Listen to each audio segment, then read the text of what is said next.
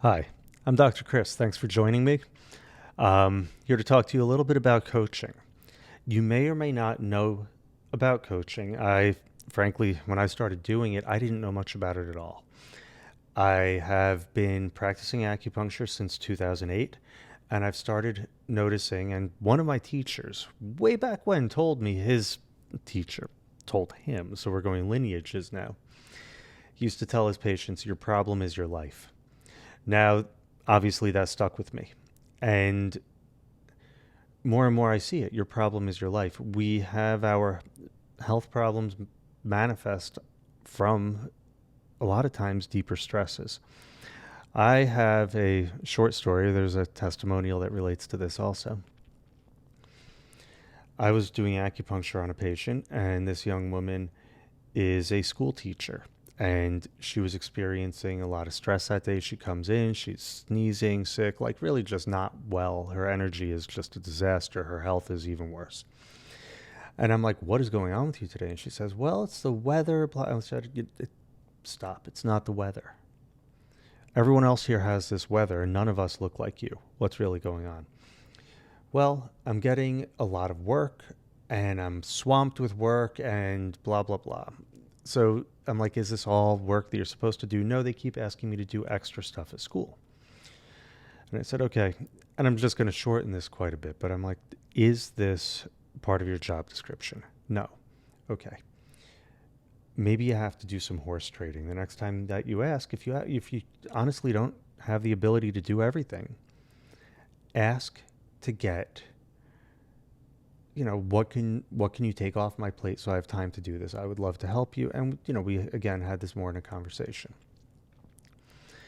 And we also discussed, because she teaches in an underprivileged district, and she's in elementary school, and the kids are not keeping up with the math curriculum. And I said, do they have the fundamentals? These kids missed 2 years from COVID. She's like, no, they don't. I'm like, then are you able to teach them from there, or do you have to go to where they are? The next week when I saw her, one last thing. So before we actually confronted, before she left, I was like, okay, the resistance is you don't want to speak up.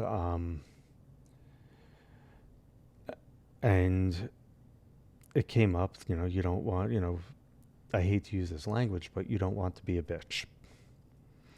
And she was like, that's absolutely it. Because so often we're told women that speak up for themselves are these things. I said, is there any problem with speaking up? So we confronted that, and we went through it and realized it's only healthy to be able to speak up for yourself, to be able to be present for yourself and respect yourself enough to take that risk.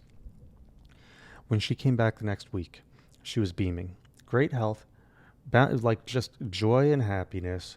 She was asked if she could do some extra work, and she said, what can we work with here?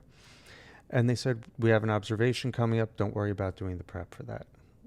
And so now she's able to commit more of her time and energy to things she enjoys, and is better using her skills to help people.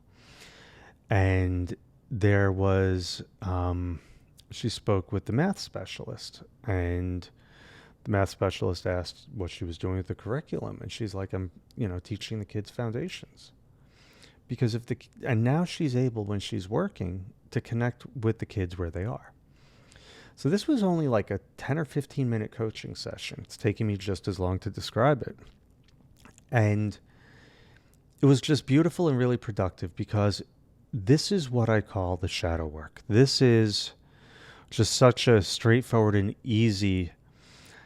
A lot of the coaching I do is for coaches and for people that have been on the spiritual path for God knows how long and all this other stuff. But I consider what she did to be very high level shadow work. And I want to really distill that for you, because shadow work tends to be confronted in this plane. It's not done through meditation. It's not done through waving crystals. It's not done through burning incense. It's done through confronting that which we fear in this life.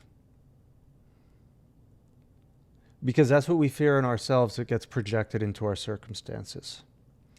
So the shadow work is not the meditating and the chanting and everything else. And I've meditated for a very long time and I still do, and I absolutely love it. But that's not shadow work. And a lot of people will say, oh, that's chasing light. And that's beautiful. That's cultivating peace, cultivating stillness. But what are we doing the rest of the time? Every moment, Ram Dass says this. If you have not checked out Ram Dass, I absolutely love that guy. He passed away a few years ago. Ram Dass says, like, every moment and every obstacle is another chance for us to learn to grow. That is how life goes. So her doing this work, I consider the highest level spiritual.